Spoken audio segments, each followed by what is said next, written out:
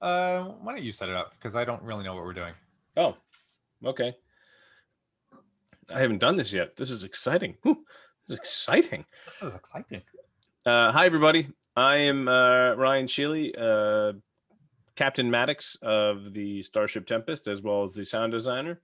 And with me today is our GM and the showrunner and creator of Starship Tempest, Star Trek Tempest, Brian Finifter. Okay, first of all, you're supposed to say greetings. So Do you actually want me to do that again? no. I'll just dock some of your pay for that. Okay, that's fine. Anyway, say hi, Brian. Hello. Greetings. So today's a little bit different because we're sort of turning this interstitial, this half mid-season break episode on its head, and I will be interviewing Brian for a change.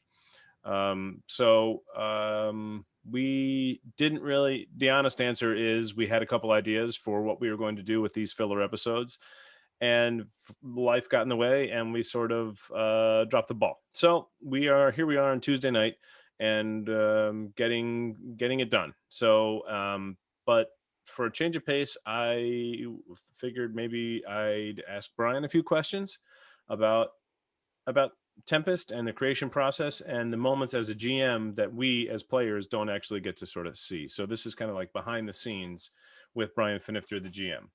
Finally, my genius will be appreciated.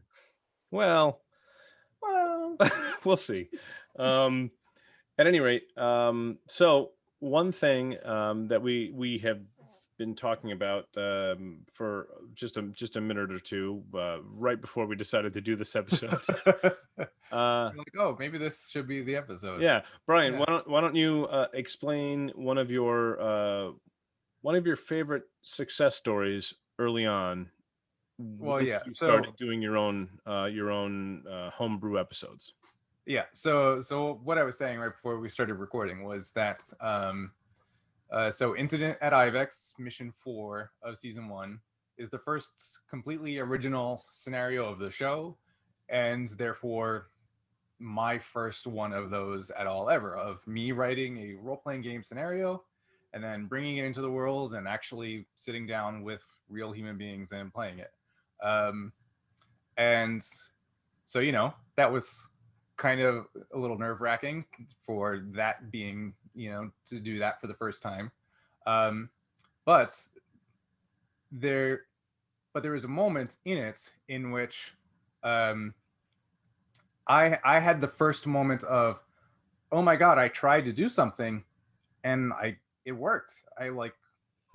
Essentially I had this intention of, I want to create this character. Well, I want to create these two characters, one of which on paper is your ally, but who is an asshole and you hate him. And the other on paper is your enemy, but he's the cool one that you want to hang out with. So the Federation mining administrator versus the Klingon mining administrator. So that was a very clear, purposeful intention on my part. And it was like, okay, well, let's see if this works.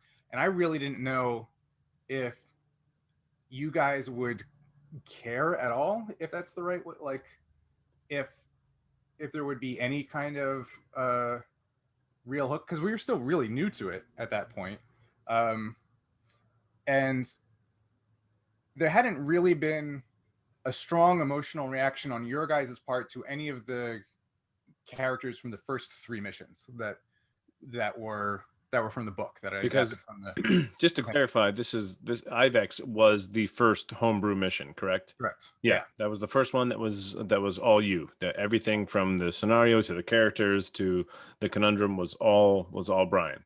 Yeah, so the first three were pulled more or less from a compendium of mission book of missions that Modifius, the company, publishes, and then Mission 4, IVEX, was the first 100% original me thing from square one all the way to the end.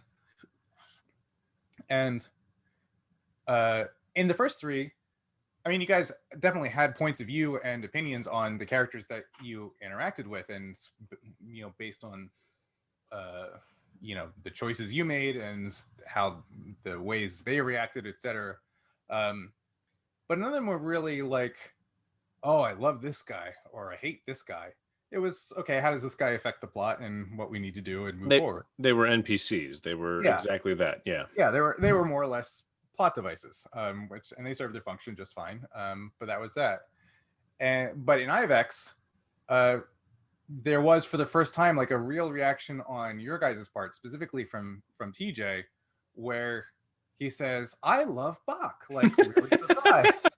Um, and that is the first moment in this whole thing, and in my entire life of in my very limited experience of doing this, where I set out with an intention to evoke this reaction, this specific reaction, and did it. It works. Like, and that reaction was had.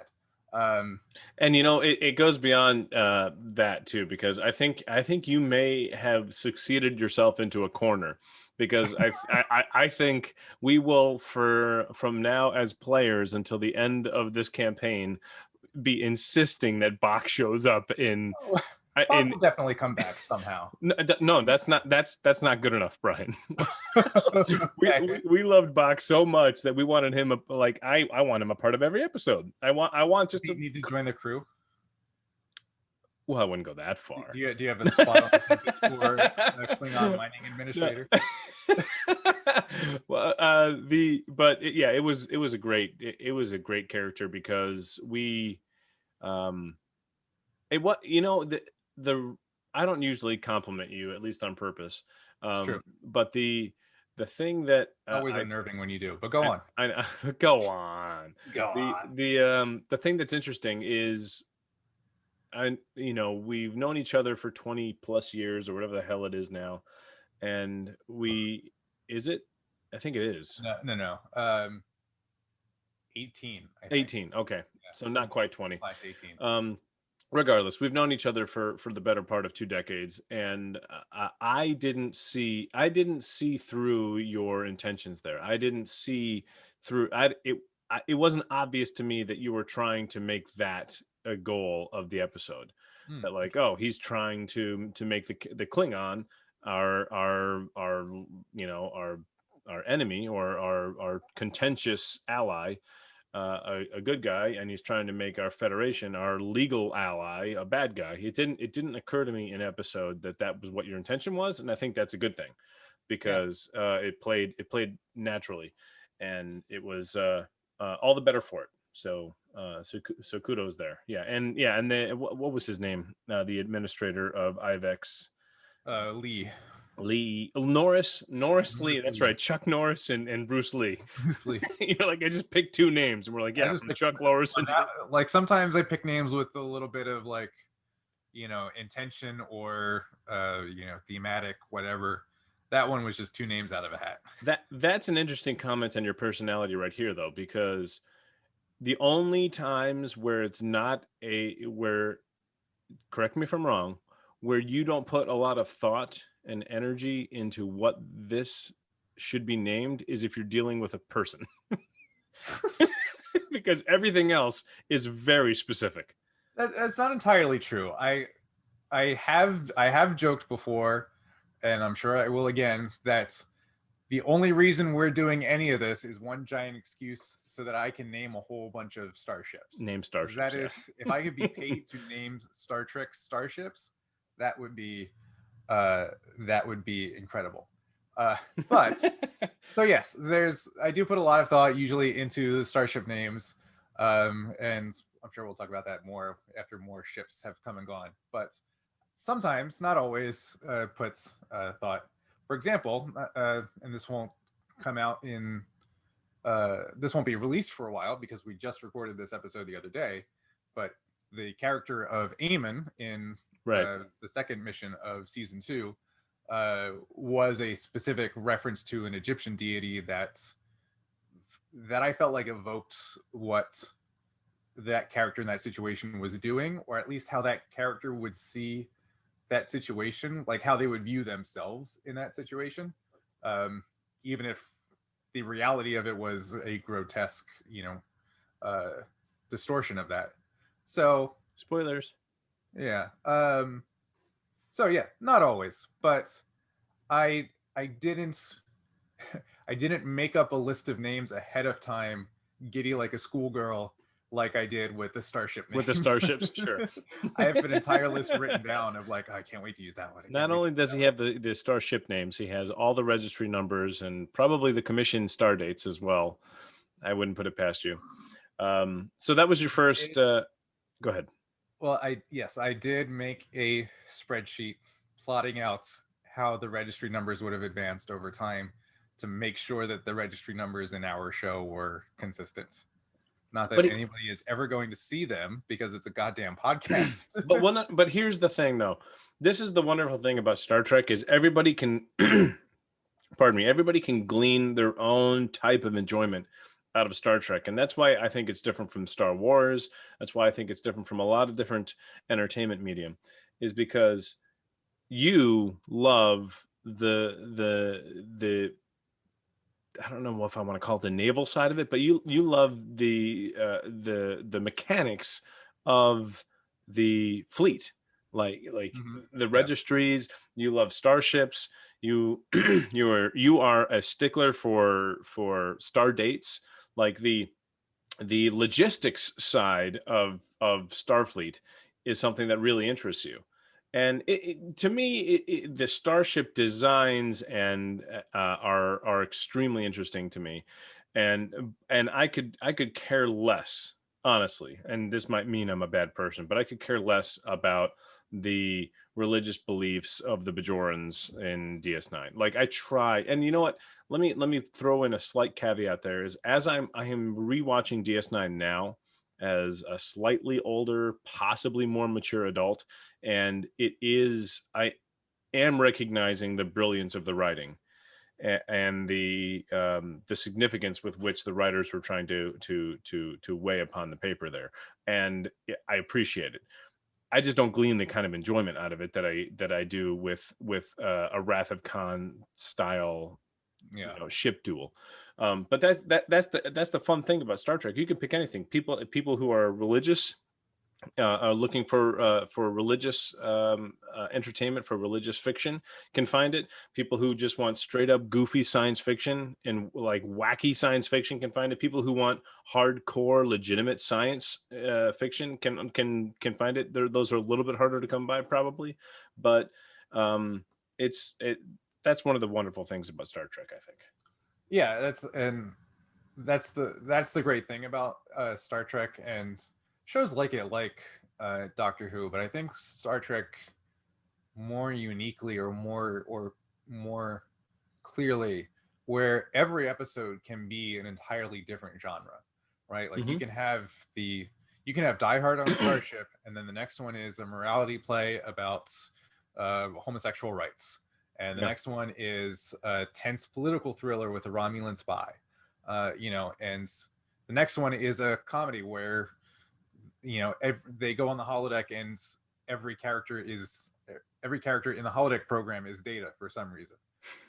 Like you can have all of those things right in a row, and they all more or less to varying degrees work But within that context. yeah, So but that's kind of my point, is that they will all work because you can find someone who loves every episode. yeah, No, you can't find well, somebody. maybe not every festive. every episode you can find somebody who loves, with the exception of like Code of Honor. I don't think anybody loves that movie. Yeah, And the interview guest you just had last week yeah, had Elisa, yeah, she had a brilliant take on that, and I'm not even going to begin to touch that because I don't, my unhallowed hands shall not disturb that. It So listen to last week's take, and please remind me of the name.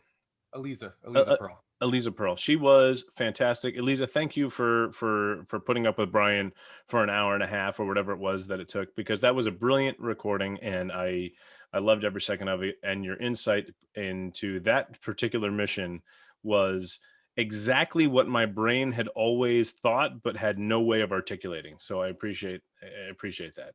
But yeah, so there are some episodes that are just bad, but the vast majority of episodes you'll find somebody who just loves it, and whether it's rational or not, whether they know that it's good. Like my favorite episode of Star Trek is um cause and effect, and cause and effect is like not, I wouldn't say it doesn't push any boundaries. It's not an episode that changed the course of Star Trek. It's not important in world. It's not important out of world. It just loved it. It's just a fun adventure Well, that it's the a crew fun had to solve. mystery episode, right? Yeah, Like, yeah, exactly.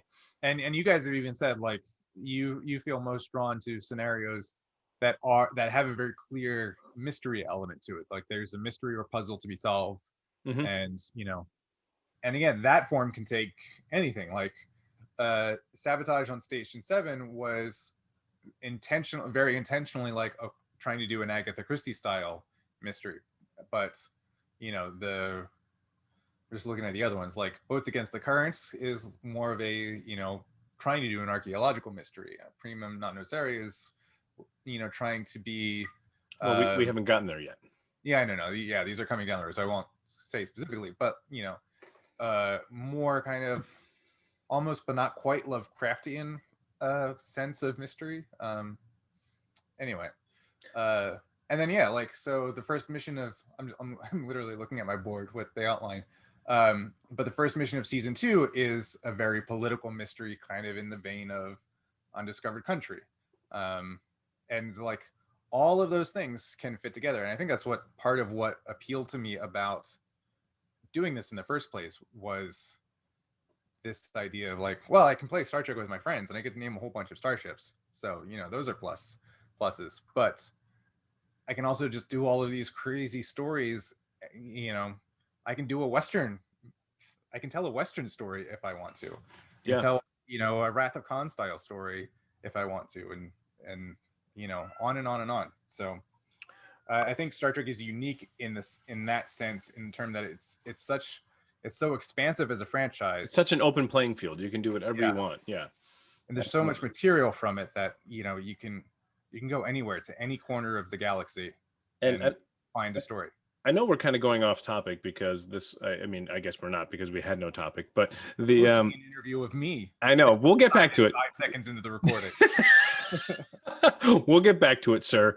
But one of the interesting things about Star Trek, the original series, that probably maybe a lot of people know, maybe they don't, I don't know, but they were so constricted with their budget that sometimes the episodes were created based upon whatever the writers would pull wardrobe and just figure out like what episodes can we make with the stuff that we have on hand. And that's what I mean, that's people talk about the Nazi episode or the episode, like that's where those came from. Is okay, necessity. We've got the Paramount backlot and the Paramount wardrobe departments. What can we do? Okay, well, we can do a gangster episode. Think of the iconic episodes that came from those moments. The gangster episode. Give me the real title. A Piece of the Action. A Piece of the Action, and then City on the Edge of Forever was another one of those examples where they just went back to the 1930s, 1930s, before World War II, and so that is a tribute to the geniusness. Is that a word? To the genius of the writers of Star Trek, the original series, because they created timeless, iconic episodes by opening up the wardrobe locker and seeing what was inside, and that's awesome. That's Star Trek to me. But anyway, we digress. So getting back to Tempest, Mr. Fnifter. You told us you told us one of your successes from the first half of season 1. Where is some place where you feel it didn't work quite as well, or maybe you put your foot in your mouth, or just where did things go south for you, if at all? I don't know. We didn't talk about this beforehand, so I'm genuinely curious. Yeah, actually, it's a good question. Now, there are definitely moments. I believe it. In Boats Against the Current, which is mission 8 of season 1, I tried to do. Oh yeah. I was trying to do like a more. Can we talk about this? I guess because it hasn't happened yet. Yeah, I mean, I'll try to avoid too many specifics, but essentially I tried to make a like classic Dungeons and Dragons, dungeon crawler sense with different puzzles to figure out as you crawl, as you go through this dungeon. That didn't really pan out, I think, the way I was thinking. And then probably the best example is the last mission from the season, where I did have a very specific, like, philosophical, thematic question that I wanted to put to you guys and see what, watch you wrestle with it and see what you would come up with. And then just based on how the episode played out, we finally got to that point where, okay, this character is going to say this thing that is going to trigger that thematic discussion, and you as Maddox just instantly go, nope, and then walk out, and then that was it. It was like, okay, well, we're not going to really talk about that, explore that idea.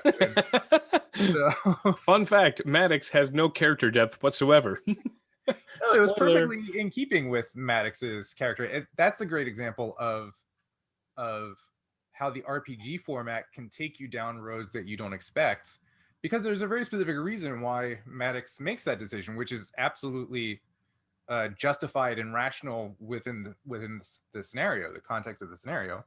It's just not something that was it's not something that I connected beforehand. And so, because you were writing from, I mean, I don't mean to put words in your mouth, but correct me if I'm wrong. Because if it was me, it would have been because I was writing with the TNG style wrap up or philosophical conundrum coming to light and just sort of unraveling itself before our very eyes. Like, yeah, Picard having that conversation in the empty conference room at the end of the episode with whatever the other character of the episode is. Drumhead, it's Worf. In the First Duty, it's Wesley, et cetera. But like, yeah, that's that particular scene. And instead, somebody who lives in reality like we do, and this gets to another point in a moment, but where we're just like, no, this is this, and so this is kind of like, we are certainly not experienced RPG. We're not experienced role playing game players. This is the first time we've done it. And largely, when we get together and record these sessions, it to some extent eventually devolves into us just shooting the shit with our friends and having a good time and giving each other shit, which is both good and bad, because it doesn't allow us the growth as dedicated RPG players might have. But at the same time, it gives us this outlet that is necessary, especially in today's day, to just enjoy ourselves and enjoy the experience of other humans around us. But we are somewhere between where we want to be from a podcast standpoint, where we kind of want to be. I don't know if we want to. Do we even want to expose this goal, or about being an RPG / radio drama? Oh, no, I think that's, I've put that out there before. Okay. Well, then good. Because it's a hybrid. It's not, because the typical kind of the established format for people playing a role-playing game and then publishing that in form on the internet in some fashion is an actual play, which in that format, it's not edited in any way. You're literally just watching somebody else's session start to finish.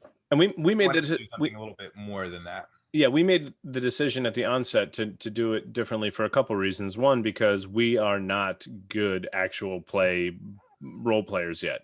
We're just not. Maybe we'll get there. I think in season 2 we might actually show promise that we might actually around the corner at some point. But the other side of it is that I, as a sound designer, come from an audio drama background, creating audio drama sound design. And so when Brian approached me, that's immediately where I went. And I was overthinking everything from minute one as to how we're supposed to tell this story and yada yada. So we're kind of a hybrid in that this may or may not come as a surprise, but we what you're hearing is not just the straight recording session of us sitting down and playing the game. There's a lot more editing that probably definitely then goes in with a true actual play podcast, far less than goes into an audio drama. So we're somewhere in the middle, and as such, I think these kind of moments where we could grow as characters, or we could make like situationally correct choices for our character in the game moment, aren't quite as refined as they could be, because we're also just still half in another world. We're got one foot in the RPG world, one foot in reality, and trying to beat the other guy to the punchline of whatever the joke is. That is absolutely our biggest failing. Yeah. 100%. So, but I'll just encourage everybody to consider this is season 1 of Star Trek Tempest, and think of season 1 on every other Star Trek show that has ever existed, and we'll get better. Well, season 1 of Lower Decks was quite good. They'll get better. Yeah, that's the exciting thing about Lower Decks, which we already covered. Yeah. So, yeah, and that's something that you and I talked about rather at length early on before we started actually doing it. Is the idea, because I was introduced, this whole idea was sparked in me because a friend introduced me to the Adventure Zone, which is a similar idea, but it's also not just a straight actual gameplay. There's less editing in theirs than I think we do in ours, but it was a little bit more polished than just a straight unedited actual play. And just, I know me personally, for my brain, that's what I need. Because if there's too many, if there's like more than 2 consecutive moments where my brain doesn't have to pay attention to a thing, my brain is gone. And yeah, just for me to appreciate whatever the storytelling is, it needed to be somewhere in the middle of like, okay, this is a genuine suspense where the players are genuinely making decisions that affect the outcome of the story, but also with a little bit of polishing and trimming down to make it a little bit smoother.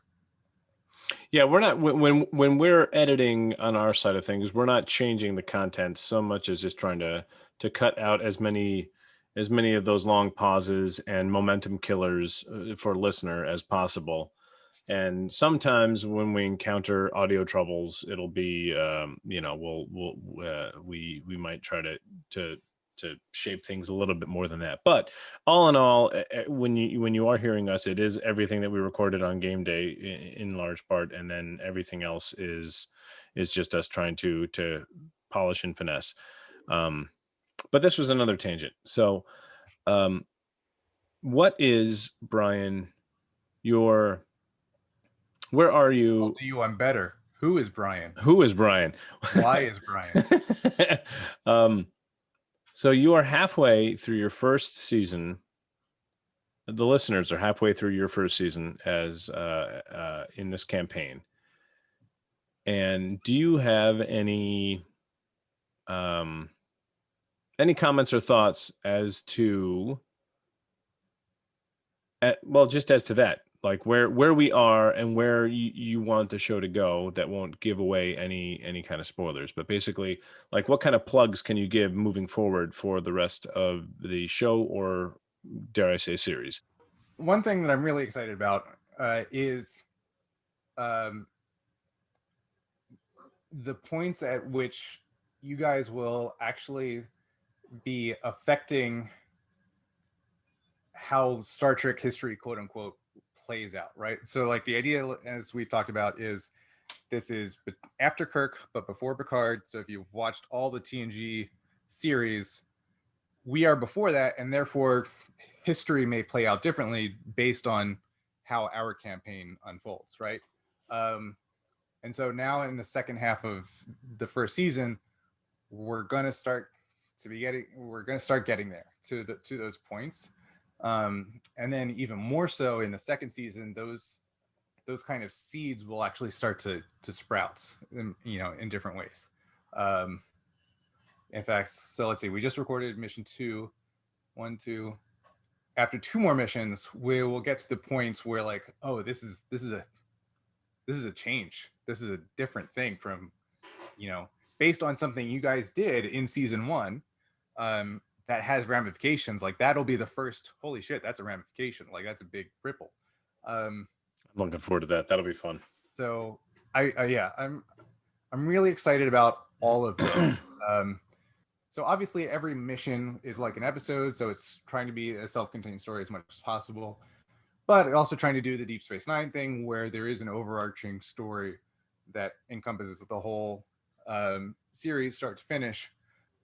I can't wait for some of those elements to start coming together. And I mostly can't wait for the whole thing to be out there so I can not have to tell you about this awesome Star Trek idea I've had that I can't tell you about because it would then. You're talking to me, Ryan Sheely, aren't you? Yes, you, Ryan Sheely, that are like, I had all these cool ideas for a Star Trek story, but I can't tell you about any of them until we actually do them. So I want to just hurry the hell up and like do them so we can talk about it. Just in the same way that like, oh, a new episode of Star Trek came out and I want to talk to you about it. So. Well, that's good motivation to get me going on my end. So let's let me say one more sort of teaser thing. As a fan of Star Trek and as a player in the show, as a character in the show, there's a moment in episode 2, season 2, that was exceptionally awesome, that I wasn't expecting, that really paid things off, and it was very unexpected. I so girl scene. Well, I wasn't gonna give any more clues. I don't think that's a. I think that's a tantalizing level of spoiler. Correct. Yes, it is. Okay. But it is that scene with the little girl, and it is just it was something that Brian didn't explain to us until the end of the episode, and retroactively, it was like, oh, everything we did in this episode is fucking awesome. So that's kudos to Brian. And like I said, I don't like doing that. It's out of my comfort zone, but it is what it is. Out of your comfort zone. It's out of my comfort zone. But last thing before we wrap up, we're talking about fun Star Trek stories that you can't wait to share with me. Well, why don't we share with everybody else, if you're willing, the Star Trek show that you pitched to me a long time ago, which I think would be really interesting, and I still kind of want to see it made. I don't know if it's not a Tempest kind of thing. I don't think. No, it's much more comedy, like straight comedy than that. Honestly, the story of how it came to be is straight comedy. Are we talking about the same thing? Or are you mocking me? I'm talking about Half a Ship. Oh! I thought you were talking about Boldy Going Nowhere. No. I'm talking about Half a Ship. So that's funny. We have multiple episodes that we think we should make. No, I'm talking about Half a Ship, which I think is a really intriguing concept for not only an episode but perhaps a show, or at the very least a Star Trek miniseries, which I think would be probably its best format. Yeah, maybe we can do that as like a separate, like it wouldn't work for the Tempest, but as like a separate canon mini campaign. Not connected to the Tempest, at some point. Sure. When we're trying to find things to do to fill up all of our copious free time. Nope. Everybody can't wait. You want to talk about it or no? No, yeah. So it's funny because it goes back to way back in college, and which is where these conversations originated. I had 3 ideas for like Star Trek fan films that I want to do. So for those who don't know, kind of our raison d'etre of Ryan and I's friendship and everything else related to that comes from we made parody fan films and stuff in college. So if you've seen The Injured Stormtrooper, that's us. Thanksgiving at the Kranzes, that is us, etc. So I even as far back as then, I had wanted to do a Star Trek fan film. The problem is they're just kind of production-wise harder to do than Star Wars fan films, but I still had these ideas. And with the Tempest, I finally had the chance to sort of do 2 of them. we've done one of them so far, and then we'll do the second one. We'll record the second one coming up. Um, but the third one is half a ship, in which essentially the idea was trying to take the concept of the Theseus ship's paradox and marry that to the idea of dealing with loss or grieving or something. So the Theseus ship's paradox basically says, um, if you have a thing that is your thing, like Theseus has his ship, and the pieces of Theseus's ship start to wear out and need to be replaced over time. So first the planks need to be replaced, and then the sails need to be replaced, and then the rudder needs to be, and over, in time. But none of those things happen all at once. They happen piece by piece. And so then the philosophical question becomes, all right, when does that ship stop being Theseus's ship and become something else? Is it when the first piece goes away? Is it when the very last piece goes away? Or is it somewhere in the middle? So the idea was a Galaxy class starship is going to blow up, because of some techno-babbly reason. And they think that the warp core is going to breach and the star drive is going to blow up. So they separate the saucer just like they do in Generations. But then things flip around in the sense that, and before we do that, so the saucer separates with most of the crew on board, but a skeleton crew stays behind on the star drive section, essentially sacrificing their lives to buy the saucer a couple extra seconds of time to get away. But then things flip around, and actually the saucer blows up and the star drive doesn't. And so you have this skeleton crew of maybe 7 people or something, all of a sudden had just been prepared to die, now dealing with the exact opposite of the situation, and just having watched all their friends die. So and then taking this half of a ship back to space dock, and then trying to tackle this philosophical question of like, I'm just going to interrupt. I'm just going to get back to that point, because I just want to say, like, right then and there, you already have enough human condition drama to make an excellent opera in space. Not an opera maybe, but to make an excellent story in space, to make an excellent it is right there. Because I remember the conversation in college, and it stuck with me. It's not like we talk about this all the time. I just remember every now and then bringing up the half a ship idea about these guys, these men and women stranded in the star dive section of a ship that could house probably 500 people, and just being alone and having to live with the fact that they just saw the rest of their crew die when they were trying to themselves sacrifice their own lives to make sure that everybody else lived. That alone is its own drama.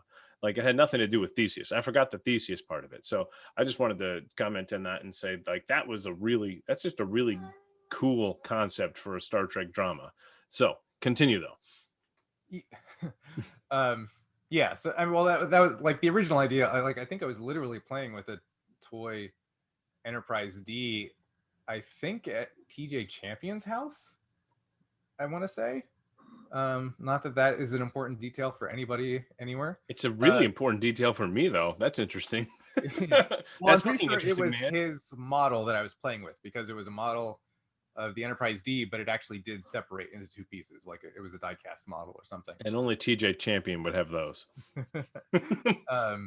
Anyway, so that's where the thought came from, and it was just the idea of like, okay, these handful of people coming back with half a ship, not really sure whether or not they've lost their ship or they're still on the ship and everybody else was lost, like what the definition of that was, and then how that becomes, like how that translates into the kind of the human idea of dealing with loss or accepting something that has changed about your life or about the world or whatever, and you're not really quite sure how to process it, something like that. And then you can a little too introspective, though, I think, for a RPG scenario. Oh no, certainly for RPG, but then you can also start pushing. Let's say a new saucer section gets attached to the star drive, what do they christen it? Is it the former Yeah. ship name? Is it the new ship name? And if it's the new ship name, are the ghosts of the previous ship named philosophically? Does that have anything to? It's just really, really interesting. Yeah, like if okay, so if you consider it the same ship and then you put a new saucer on it, and you consider the saucer, you know, the old ship, whatever it is that disrespectful to the people left behind that were lost? Is it respectful to as a commemoration? Like I genuinely like I get, you know, it's a made up question about a made up idea in a made up universe, but like I genuinely don't know what the answer to that question is in terms of like what would be the respectful thing to do in that situation, Right. and then what is the rational logical thing to do, like in terms of Starfleet trying to use its resources most efficiently, what is the right thing to do? Does that conflict with this sense of what is the moral and ethical and respectful thing to do, and how do you reconcile this? But I legit don't know the answers to any of those questions, which is why I never finished writing the damn thing, which is why it's just an idea. Well, I encourage you to continue. Yeah. Um, I think that's probably a good place to wrap up and say thank you to everybody for listening. And we have some encouraging news in that we are getting very close to getting ourselves across the finish line to start. We have a tentative date right now, February 3rd, to release episode 6.1, mission 6, episode 1 of mission 6. And that is, I think this is the first time we are announcing that date, because we are going to hit that date. At the very least, February 3rd, there will be a new episode of Star Trek Tempest. Prior to, we may be able to release earlier than that. We don't want to make promises, but things are going well on the production side. So that's the first little tease there. But thank you all for listening. And thank you, Brian, for being with me here today. Took time out of my busy schedule. And just keep listening. Thank you guys for being a part of Starship Tempest. We appreciate you, and we'll see you out there. See you out there.